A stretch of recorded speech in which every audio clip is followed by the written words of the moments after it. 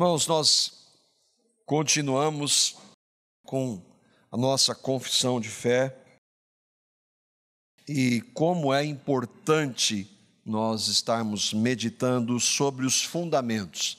Por quê? Mas isso não é só doutrina, isso não é só ensinamento, qual a aplicação para a vida toda? Quanto mais nós conhecemos quem é o nosso Deus, mais nós vamos orar e aprender a orar corretamente. Nós vamos poder louvá-lo, nós vamos poder conhecê-lo mais, poder entender que dependemos dele para podermos viver nesse mundo. Os ensinos da palavra que nós estamos vendo não são para nós adquirirmos conhecimento, mas para que nós possamos conhecer mais o Senhor e aí então, em todas as áreas da nossa vida, podermos viver para a glória dele de verdade. Nós estamos meditando sobre Deus e a Santíssima Trindade. O Flávio, na semana passada, eu não estive aqui, mas estava dando uma olhada durante essa semana, e ele fez uma colocação importante. Parece que, de acordo com, e é o que está na confissão, Deus e a Santíssima Trindade, parece que está separado, mas não, Deus é a Santíssima Trindade, Pai, Filho e Espírito Santo. E alguns vão perguntar, mas como é que é possível conhecer a Deus? Aqueles que creem no Evangelho, que receberam a Cristo, têm acesso a Deus, podem conhecer a Deus. Nós podemos, aliás, somos chamados, aqueles que creem, para crescermos no conhecimento e na graça do Senhor, para desenvolvermos um relacionamento íntimo e pessoal com Deus. Então é claro que é possível, Ele se revelou, Ele se fez homem, Ele se fez carne, o Verbo se fez carne. E hoje nós podemos conhecê-lo, Ele estabelece, pela palavra dele. Nós estamos usando aqui uma confissão, mas toda ela está fundamentada ou pautada na palavra de Deus. Deus está revelado em sua palavra. E é por meio dela que nós podemos sim conhecer a Deus. Não totalmente, isso nunca vai acontecer. Mas nós podemos conhecê-lo cada vez mais à medida que ele se revela em sua palavra.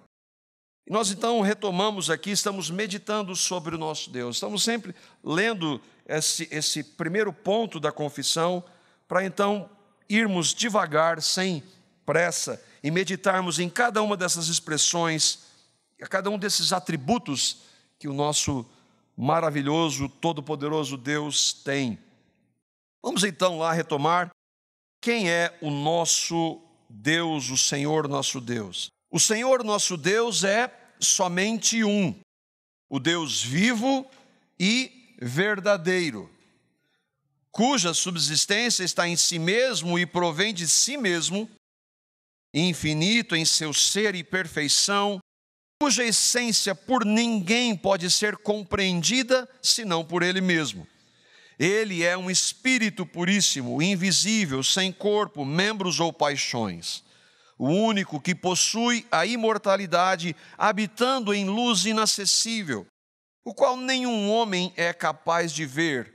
Ele é imutável, imenso, eterno e compreensível, todo-poderoso, em tudo infinito, santíssimo, sapientíssimo, completamente livre e absoluto, operando todas as coisas segundo o conselho da sua própria vontade, que é justíssima e imutável e para a sua própria glória. Amantíssimo, gracioso, misericordioso, longânimo, abundante em verdade e benignidade, perdoando a iniquidade, a transgressão e o pecado, o recompensador, Ele é Deus, o recompensador daqueles que o buscam diligentemente. Contudo, justíssimo e terrível em seus julgamentos, odiando todo o pecado e que de modo nenhum inocentará o culpado. Eu gosto sempre de ler, e todas as vezes que eu leio esses atributos, eu começo a ver que a compreensão que eu tenho de Deus é tão ínfima, é tão pequena, perto da grandiosidade do nosso Deus. Na semana passada, o Flávio trabalhou um pouco sobre este ponto aqui, que Ele é Deus infinito, santíssimo, sapientíssimo, completamente livre e absoluto, operando todas as coisas segundo o conselho da sua vontade. Nós já dissemos aqui que não é possível e ninguém, nenhum homem que mais tenha andado com o Senhor, esgotar ou compreender cada uma dessas verdades de maneira total e plena. É impossível para nós. Nós podemos crescer no conhecimento que Deus tem revelado para nós em sua palavra, mas nunca chegaremos a uma compreensão plena. Um dos pontos que nós tratamos é que ele é incompreensível. Não que nós não possamos conhecer a Deus, porque nós podemos, ele se revela, mas nós nunca vamos poder conhecê-lo totalmente, porque ele é Deus. E nós temos tratado aqui, o Flávio, por exemplo, falou sobre na santidade de Deus, e ele usou uma expressão, aqui a expressão santíssima da santidade de Deus, é que Deus é totalmente santo, diferentemente de nós não temos a menor ideia do que isso significa. Santo é separado, ele não tem nada a ver com o pecado, nem nunca teve nada, nenhuma relação, diferentemente de nós que já nascemos em pecado.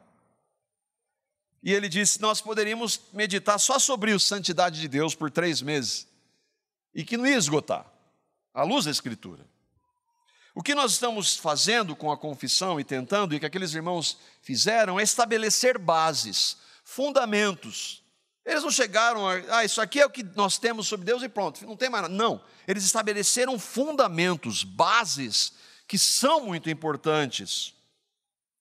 E às vezes, e aí cada irmão, no tempo que tem com o Senhor, no seu tempo de caminhada com Deus, ele pode às vezes ler algumas dessas verdades e trazer algumas percepções diferentes. Não que elas sejam opostas, porque aí tem alguma coisa errada, mas às vezes diferentes. E o que nós vamos fazer aqui é sempre reforçar isso. E eu quero reforçar um desses pontos que o Flávio trouxe, com base aqui no que Paulo diz aos irmãos de Filipos, Filipenses capítulo 3, versículo 1. É um texto que Paulo, ele não se preocupava em, mas vai falar de novo isso aí? Eu já sei. Eu fico com receio quando alguém diz, eu já conheço esse negócio aí. Eu já sei sobre isso de Deus.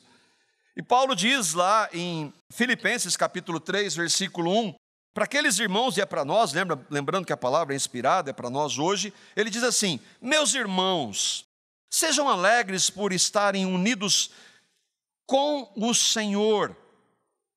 Eu não me aborreço de escrever, repetindo o que já escrevi, pois isso contribuirá para a segurança de vocês. Eu não me importo de falar as mesmas coisas, de trazer as mesmas verdades, porque isso é segurança. É segurança para que nós, pela graça, não nos desviemos, e também porque quantas vezes nós não lemos um texto e vemos uma verdade que estava ali e que a gente não havia percebido ainda. Então, quando eu, o Flávio, o irmão Hélio, o Danilo, nós estamos trazendo uma parte aqui da confissão, nós podemos trazer ênfases ou percepções que não são contrárias ou são excludentes, mas que se completam. Nós somos diferentes, graças a Deus. Mas eu queria então, antes de prosseguirmos, eu quero tratar um pouco mais sobre a questão da vontade de Deus e depois sobre o amor de Deus. O último ponto que o irmão Flávio trouxe é: o Senhor nosso Deus, Ele é completamente livre, absoluto, operando todas as coisas segundo o conselho da sua própria vontade. E esse é um dos pontos que são difíceis de compreender. É um dos pontos que gera debate entre cristãos. A nossa mente finita e manchada pelo pecado gera esses debates.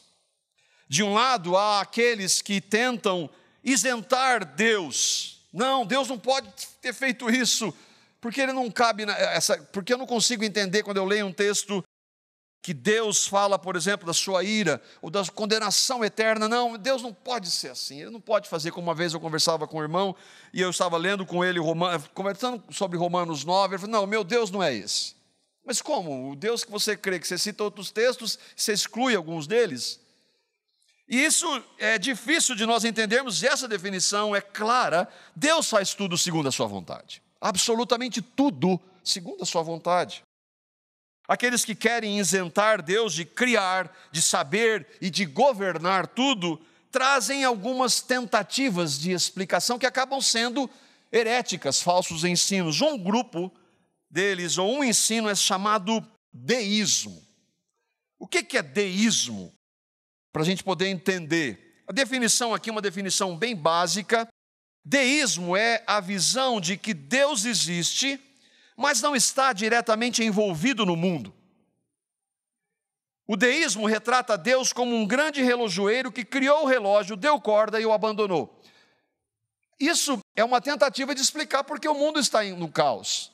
Porque se Deus é bom e Ele criou, como é que está do jeito que está? Ele deixou.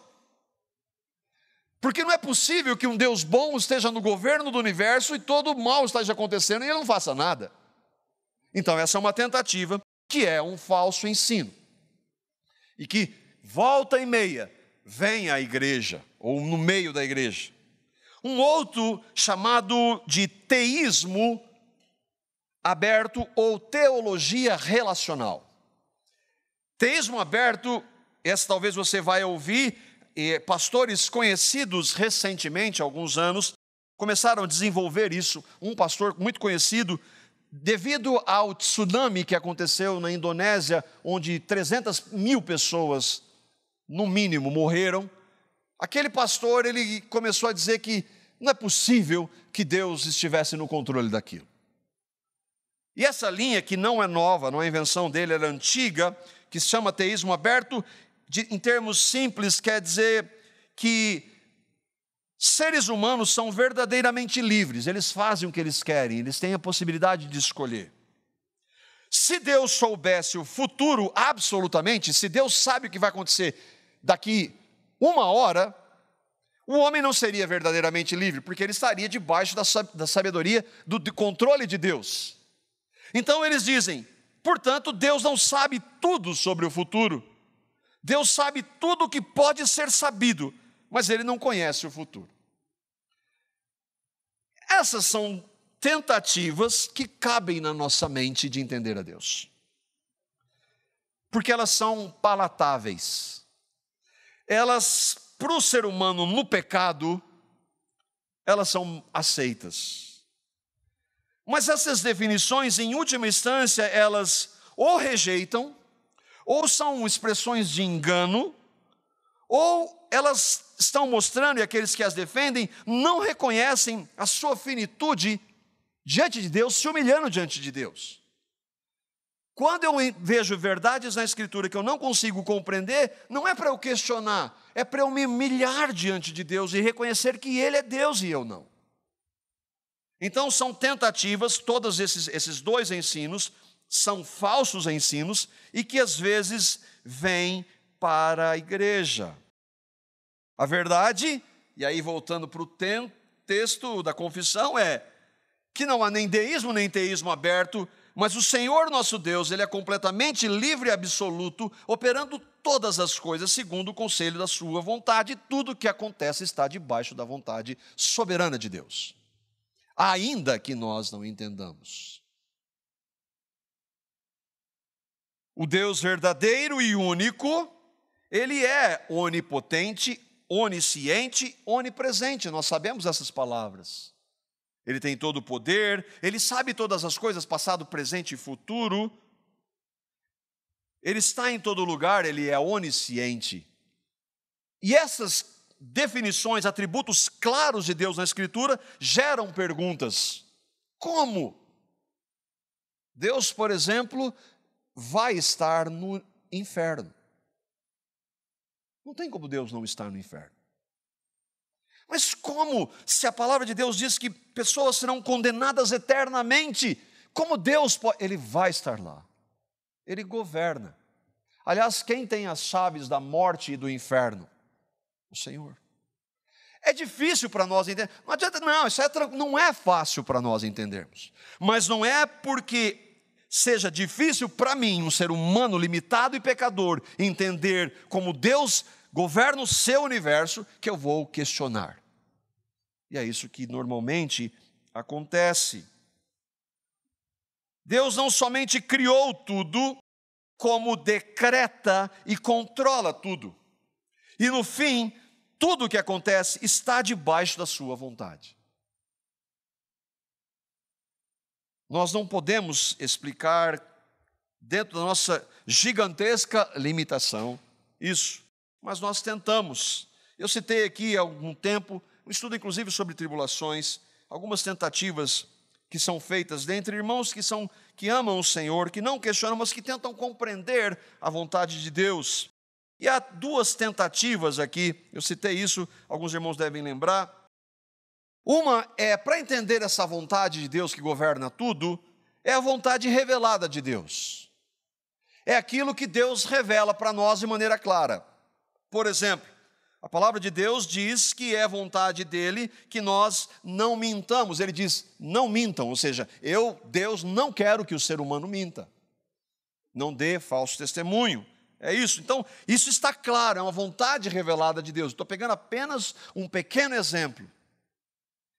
Mas a vontade oculta de Deus, e aqui o irmão A.W. Pink nos ajuda, ele diz, é a vontade secreta de Deus em seu eterno e imutável propósito, concernente a todas as coisas que ele fez, para produzir certos meios para seus fins determinados. O que ele quer dizer com isso? Deus usa inclusive o mal para realizar e cumprir o seu propósito. E não é que ele sabe que vai acontecer, ele decreta isso, sem isentar a responsabilidade do homem. E isso é difícil para nós. Daí alguns, não, ele não decreta, porque o homem ele é responsável. Mas como é que aquilo vai acontecer se Deus não estiver no governo? Não é que Deus vai vendo as coisas vão acontecer, ele vai se encaixando na hora. Jesus, por exemplo, a palavra diz que é o cordeiro que foi imolado antes da fundação do mundo. Pense, nós não conseguimos pensar, mas tente. Tudo que tem que estar envolvido para Cristo, teve que estar envolvido para Cristo ir para a cruz. A vontade, então, oculta de Deus, ela é secreta, nós não vemos, mas Ele está no governo. E aqui, um exemplo dentro dessa questão da mentira. Apesar de ser vontade revelada de Deus, Ele não querer a mentira, em sua vontade oculta, os seus decretos soberanos que nós não conseguimos ver, Deus determinou que o falso testemunho, ou a mentira de fariseus e romanos levassem Cristo para a cruz para salvar pecadores. Você entende isso? Não, mas é isso que a Bíblia diz. A Bíblia diz que Jesus veio na plenitude no tempo. Não foi acontecer, de repente ele veio num momento estabelecido por Deus na história, antes da história existir. São tentativas que nós trazemos para explicar. Às vezes, elas confundem. Para mim, pela graça de Deus, eu não tenho respostas. Eu até entendo que esses irmãos tentem compreender, mas hoje eu tenho reconhecido, eu não preciso compreender isso. No fim e na prática, tudo o que ocorre é a vontade de Deus. Sabemos pela Bíblia, pela palavra de Deus, que Ele não é o causador do pecado. Deus não tem relação com o pecado. Ele odeia o pecado, nós vamos ver à frente na confissão. Ele ordenou e ordena que o homem não peque. Então, nós não podemos dizer que Deus tem parte no pecado, apesar de o pecado ter entrado. Deus poderia ter evitado, mas Ele não fez. E faz parte do plano de Deus a entrada do pecado, ainda que Ele não seja responsável. No fim, tudo que acontece está debaixo da vontade de Deus. Isso inclui o que está acontecendo na minha e na sua vida agora. Para sermos bem práticos. Deus pode impedir o que está acontecendo na minha e na sua vida agora, sim ou não? Ele é Deus, Ele pode. Por que Ele não impede? Porque é a vontade dEle que aconteça. Como lidar com isso? Reconhecendo que Ele é Deus e clamando a Ele para que Ele nos capacite a viver nesse momento, nessa hora, independente do que esteja acontecendo, de forma que Ele seja honrado e glorificado. O Flávio citou na semana passada, Salmo 115, é um texto que respalda ou que nos traz base para dizermos o que estamos dizendo. Salmo 115, verso 3, diz assim: no céu está o nosso Deus e tudo Ele faz como lhe agrada. Tudo. A Bíblia diz que agradou a Deus Moê-lo. Moê-lo quem? O filho dele. Como? Como? Como Deus se agradou no seu filho na cruz? Não há uma resposta, mas é a verdade. E se Ele fez isso com o Deus Filho unigênito, Ele vai usar lutas e dificuldades e tribulações para trabalhar conosco. Deus criou tudo, tudo segundo a sua vontade, tudo como lhe agrada.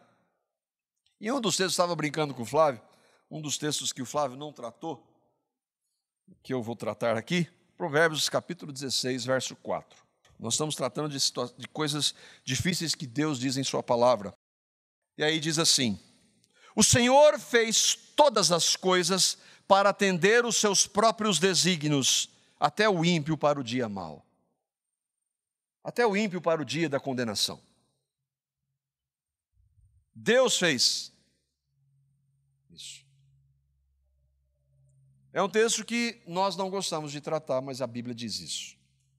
O Senhor aqui é Deus, o fez todas as coisas é tudo,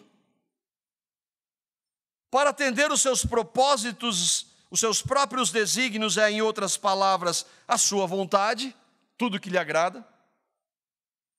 E até o ímpio por o dia mau é o incrédulo para a condenação. E agora? Deus criou o homem para a condenação? Não. Mas em seu governo, Ele decretou que isso aconteceria. Como se encaixam essas verdades? Nós não encaixamos, nós não conseguimos ver. E aqui tem um irmão, John Gill, que foi um homem de Deus do século XVIII.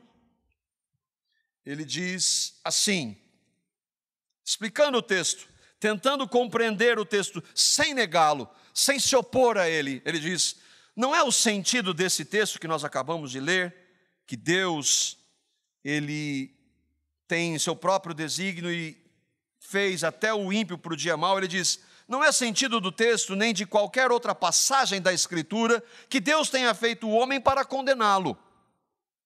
Nem isso pode ser inferido por causa da doutrina da predestinação, porque alguns vão dizer isso. Deus fez o homem nem para condená-lo, nem para salvá-lo, mas para a sua própria glória. E isso é garantido, seja em sua salvação ou seja em sua condenação. A condenação de homens que rejeitam a Cristo glorifica a Deus. Deus não fez nem faz os homens perversos. Ele fez o homem justo, a palavra de Deus diz isso. Ele foi criado assim, mas um dia o pecado entrou, então entre nós não há mais justos. Mas o homem se fez perverso. Sendo assim, Deus pode justamente condená-lo por sua maldade, e assim ele será glorificado em sua justiça. Ainda que nós não compreendamos, a Bíblia diz que a vontade de Deus, de acordo com o que Paulo escreve em Romanos 12, 2, e não é Paulo, mas o Espírito Santo, diz que a vontade de Deus ela é boa, agradável e perfeita. Perfeita, não há erro, ainda que eu não compreenda tudo. Vamos para, então, dar mais um passo, e que também não é tão simples assim, que inclusive eu indicaria para você um livro do irmão D.A. Carson, A Difícil Doutrina do Amor. E ele começa na introdução do livro, assim, a difícil doutrina do amor poderia ser a difícil doutrina da predestinação, da eleição. Por que a do amor? Porque há hoje na igreja evangélica um conceito distorcido de amor. A confissão e a palavra de Deus, que respalda a confissão, diz que o nosso Deus é amantíssimo. Isso significa que Deus é e tem eterno e grandioso amor, que nós não temos a menor ideia disso. Nós não temos a menor... Você consegue entender que a gente vai começando a ver que a gente não tem a menor ideia da magnitude de cada um dos atributos de Deus. Nós abordamos na quinta-feira do nosso grupo, e uma das distorções do nosso tempo, eu creio que é uma das grandes distorções na igreja evangélica atual, é que muitas pessoas evangélicos, eles vão dizer, e virou um chavão, sorria, Jesus te ama. Deus é amor, Ele não condena. E como eu vi essa semana no site da Globo, que eles conseguem aperfeiçoar, eles são um retrato, eu diria que é um retrato do que acontece antes do dilúvio. A maldade vai aumentando tanto, que você não acredita ao que nível pode chegar. Eu vou falar um pouco sobre isso hoje à noite, dizendo de uma repórter, e isso me revolta, um repórter com um menino de 1 ano, colocando, ela é repórter, o marido é psicólogo, e vestem o menino como menina, para deixar ele escolher. E isso, é claro, divulgado na primeira página do site da Rede Globo. Mas eles pegam uma cantora muito famosa, as músicas dela estão longe de ser cristãs, são músicas que exaltam a promiscuidade, uma sexualidade pervertida. Ela diz, Jesus é a minha religião, o amor é a minha religião. O irmão A.W. Pink diz no livro, que os irmãos devem se lembrar, não regenerados confundem sentimentalismo humano com amor divino. A igreja evangélica está impregnada de um amor que é sem santidade, sem justiça, sem ira e sem cruz. Sem Cristo. O amor que muitos pregam é um amor assim, eu quero fazer o que eu quero viver chafurdado no pecado e Deus me ama e Ele tem. Não é que Ele me ama, Ele tem que me amar assim mesmo. Qual que é o problema? A Bíblia não diz que Deus ama pecadores? Sim, ela diz que Deus ama pecadores. Mas a Bíblia diz que Deus também odeia pecadores. Vamos ver o amor de Deus, como esse amor é incompreensível para nós. Romanos capítulo 5, os versículos 7 e 8. E Paulo, ele fala uma verdade maravilhosa aqui, ele faz uma comparação do alvo do amor de Deus. Dificilmente haverá alguém que morra por um justo. Pelo homem bom, talvez alguém tenha coragem de morrer. Mas Deus prova o seu amor para conosco em que Cristo morreu por nós, sendo nós ainda pecadores. Pode ser que por um homem justo, é importante nós entendermos, a Bíblia diz que não há nenhum justo, não há nenhum bom, é alguém que seja moralmente correto, que faça algumas coisas boas. Jesus falou assim, vocês sendo maus, sabem dar boas coisas aos seus filhos. Então não é que a pessoa seja boa em essência, não há ninguém bom, Jesus disse. Mas há pessoas que têm atitudes corretas, boas, e pode ser que alguém, por essas pessoas, ele até dê a sua vida. Mas aí então Paulo está dizendo, isso aqui é até possível, mas o amor de Deus não tem nada a ver com isso, porque Deus, Ele não amou pessoas boas, Deus não amou uma igreja maravilhosa, Deus amou pecadores, Deus amou pecadores, só isso não entra na nossa mente. E Ele não somente disse que amava, Ele prova o seu amor em dar o seu Filho, Deus, sem pecado, por pecadores. Esse é o amor. Por isso que Ele é amantíssimo. Aqui está um dos inúmeros textos que mostra que Deus é amor. Ele tem amor eterno e o maior amor que alguém pode compreender, que nós não compreendemos, pelos seus. A igreja, ela tem distorcido isso. O valor, irmãos, se nós cremos em Cristo, não está em nós. Nós não temos valor. Nós somos totalmente depravados, maculados pelo pecado. Nós nascemos rejeitando a Deus, não buscamos a Deus, não queremos a Deus. O valor não está em nós. O valor está em Deus, que é amor. Mas nós conseguimos, a igreja está distorcendo inclusive isso. Não, você tem valor, você é especial para Deus.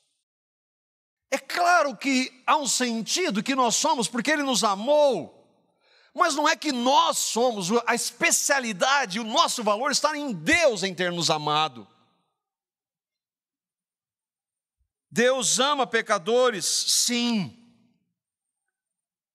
E a questão é, Senhor, se eu e vocês cremos em Cristo, como o Senhor pôde me amar eu? Como o Senhor pode me amar sendo eu quem sou? Tendo eu feito tudo o que eu fiz? O Senhor me ama mesmo assim? Esse é o Deus amantíssimo. E esse amor não acaba se nós cremos em Cristo. Não importa o que eu e vocês façamos, se cremos em Cristo, Ele nunca vai deixar de nos amar. Ele nunca vai amar menos ou mais se nós cremos em Cristo. Isso é demais, esse Deus é amantíssimo. Paulo, no capítulo 8 de Romanos, versículo 32, é o Espírito de Deus falando por meio de Paulo, mas olha a expressão que ele usa para mostrar esse amor de Deus. Ele diz, aquele que não poupou ao seu próprio filho, mas antes o entregou por nós. Nós quem, irmãos? Nós pecadores, ainda éramos pecadores. Deus deu o seu filho por amor. Como não nos dará juntamente com ele de graça todas as coisas? Deus ama pecadores, sim, isso é amor de verdade. Isto é amar de verdade, é dar a sua vida. Deus deu o seu filho por pecadores. Entenda, nenhum pecador queria Deus, nunca quis, nunca o buscou, e seria justamente condenado se Deus não amasse. Deus ama pecadores, sim. O ponto é que o amor de Deus, como Paulo diz, é para conosco. Quem é o conosco? Quem são? Todas as vezes há um público que é alvo do amor de Deus. Aqueles que creem em Cristo. Deus ama pecadores. Se todos são pecadores, então Deus ama a todos. Essa semana eu estava vendo uma entrevista de um irmão que eu gosto muito, um evangelista, chama Ray Comfort. Ele estava conversando com um físico norte-americano, ateu. Ele não é famoso porque ele é físico, ele é famoso porque ele é ateu e um blasfemador contra a palavra de Deus. Ele chama-se Lawrence Krauss. E ele estava falando do evangelho para aquele ateu.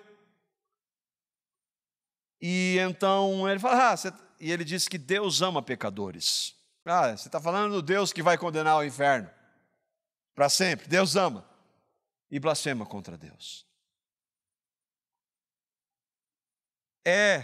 Ele diz, Deus ama, mas vai condenar um monte para o inferno. Há um tempo eu vi um outro comediante que já morreu, americano, e ele está lotado de gente. E ele começa a falar que Deus cuida e tal, mas ele vai jogar você no inferno, e todo mundo dá risada. O que a palavra de Deus diz? Como é que a gente concilia isso? Primeiro, e que a igreja evangélica tem esquecido, é que Deus, Ele é amor, mas Ele é santo. Ele não é mais um nem outro. A santidade de Deus mostra que Ele tem ira contra pecado e pecadores. Romanos capítulo 1, verso 18. um texto que nós sempre mencionamos. Quando nós não vemos o Deus de toda a Escritura, a gente pega aquilo que a gente quer, que prefere. Romanos 1, 18. O mesmo Paulo que está falando desse amor por Deus, na mesma carta, ele fala que Deus tem ira contra o pecado. A ira de Deus se manifesta do alto, do céu, contra toda a impiedade e perversidade dos homens que pela injustiça aprisionam a verdade, ou detêm a verdade pela injustiça.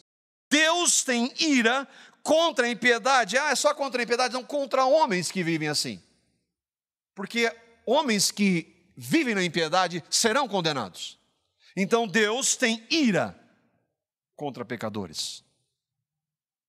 Deus ama ou tem ira contra pecadores? Deus ama pecadores ou ele tem ira contra pecadores? Dos dois não dá. Salmo 5, o quinto salmo, e é um texto que eu tive a grata oportunidade ou privilégio de conhecer essa semana, de examinar o texto. Salmo capítulo 5, versículos 1 a 8. E aqui há uma distinção clara de quem Deus ama e de quem está debaixo da sua ira e do seu, por difícil que pareça ouvir, ódio. Escuta, Senhor, as minhas palavras, considera o meu gemer, atenta para o meu grito de socorro, meu Rei e meu Deus, pois é a Ti que imploro. De manhã ouve, Senhor, o meu clamor, de manhã te apresento a minha oração e aguardo com esperança. Tu não és um Deus que tenha prazer na injustiça. E até aqui é alguém falando com Deus, alguém que teme a Deus, alguém que crê em Deus. Aí ele diz, contigo o mal não pode habitar, os arrogantes não são aceitos na tua presença. Odeias todos os que praticam o mal, destrói os mentirosos, os assassinos, os traiçoeiros, o Senhor detesta. Ele faz uma distinção. Aí ele volta a falar dele, eu, porém, pelo teu grande amor, veja, o texto está falando de ódio e de ira, que Deus detesta, mas ele fala do amor, eu, porém, pelo teu grande amor entrarei em tua casa, com temor me inclinarei para o teu santo templo, conduze-me, Senhor, na tua justiça, por causa dos meus inimigos, aplana o teu caminho diante de mim. O mesmo texto, assim como Romanos, fala do amor e da ira de Deus, do amor de Deus por pecadores e da ira de Deus contra pecadores. A diferença nos dois textos é que há aqueles que temem a Deus, que creem nele, e aqueles que o rejeitam. No mesmo texto inspirado, Deus diz que odeia, detesta e ama pecadores. Todos somos pecadores, todos nascemos debaixo da ira, mas Deus ama os seus. Nós não podemos dizer que Deus ama a todas as pessoas, a humanidade da mesma maneira. Nós devemos dizer que Deus ama o mundo. O mundo não são todas as pessoas.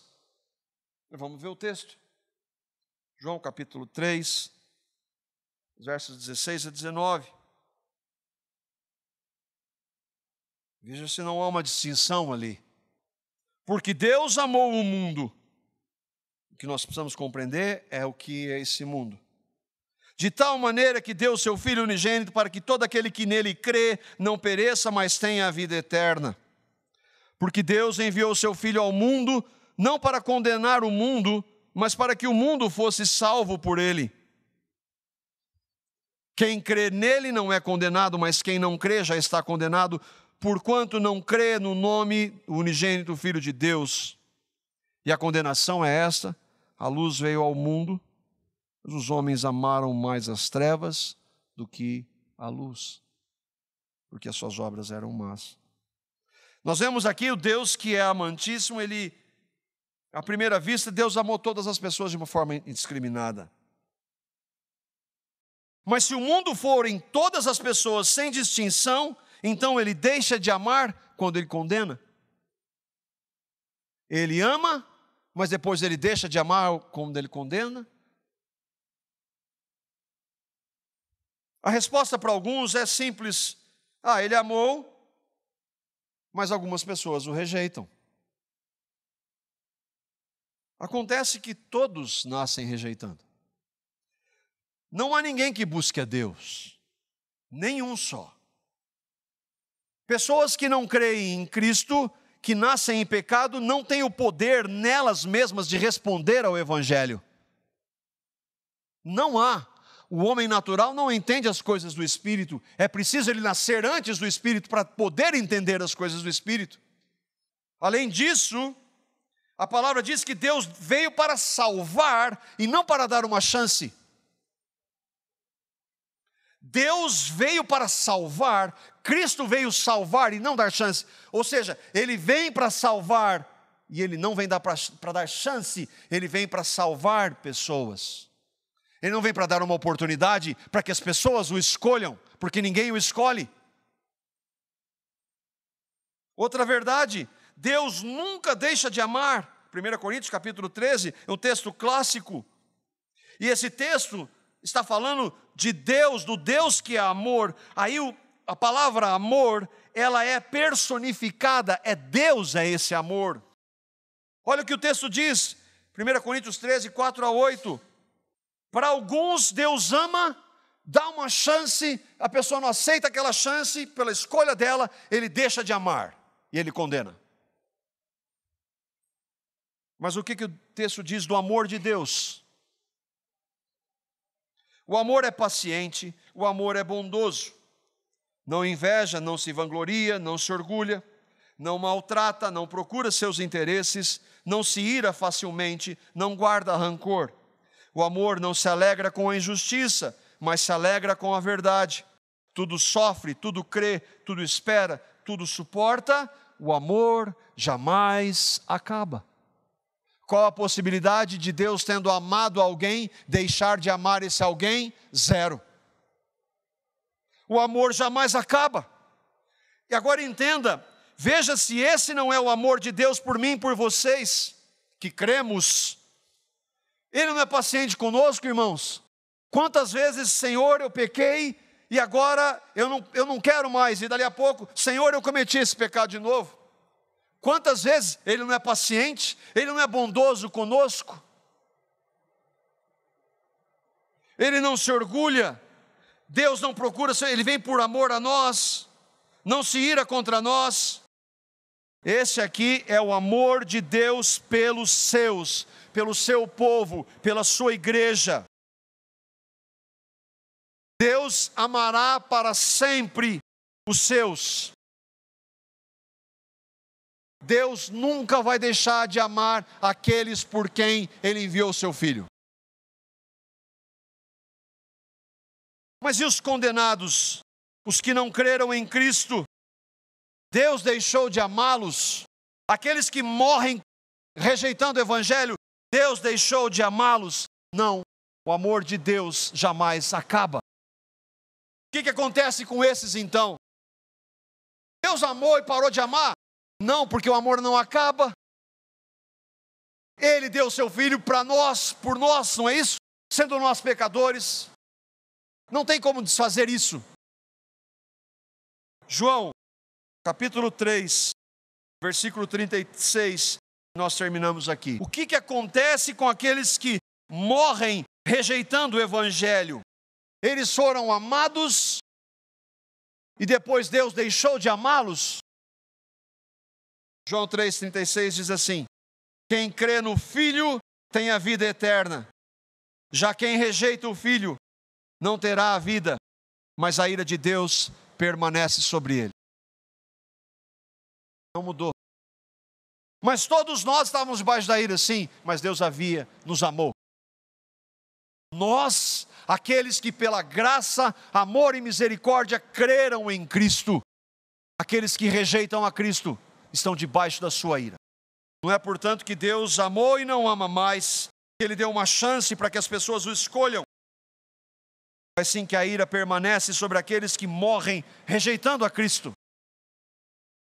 A resposta para aquele cientista é: Deus não.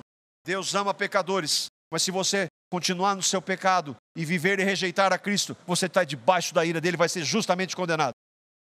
Quer estar debaixo do amor de Deus? Receba Cristo, arrependa-se de seus pecados, creia no que ele fez na cruz por pecadores, como eu e como você. Agora, quem ama a Deus então? Aquele que clama a ele por socorro, aquele que com temor se inclina para o seu santo templo, e aí o seu santo templo é ele. Aquele que crê em Cristo não é condenado. Aqueles homens e mulheres que não amaram mais as trevas do que a luz, esses são alvos do amor de Deus. Mas nós só fazemos isso porque Ele nos amou primeiro, porque Ele se entregou, porque Ele se revelou. O que nós podemos, irmãos, aprender com isso e aplicar? Vamos debater a soberania de Deus? Vamos dizer, não, ou de um lado é o homem que escolhe e é a responsabilidade dele sempre? A palavra diz, irmãos, que Deus controla absolutamente tudo. Não é que Ele sabe, Ele controla. Isso nos dá segurança. E então nós podemos, Senhor, o Senhor está no governo da minha vida agora. Me dá descanso. Eu não posso mudar, eu posso pedir ao Senhor, mas se o Senhor não fizer, me dá descanso agora. O Senhor me ama, o Senhor me amou com amor eterno. A sua vontade, irmãos, é justa, portanto nós não precisamos nos preocupar como Deus faz as coisas. Quantas vezes eu já me debati com essas verdades, eu a rejeitava, eu não acreditava nisso, não é justo. Mas quem sou eu para falar de Deus? Quem sou eu para questionar verdades inquestionáveis de sua palavra? Não questione, não se preocupe, pode deixar. Deus, Ele sabe o que faz.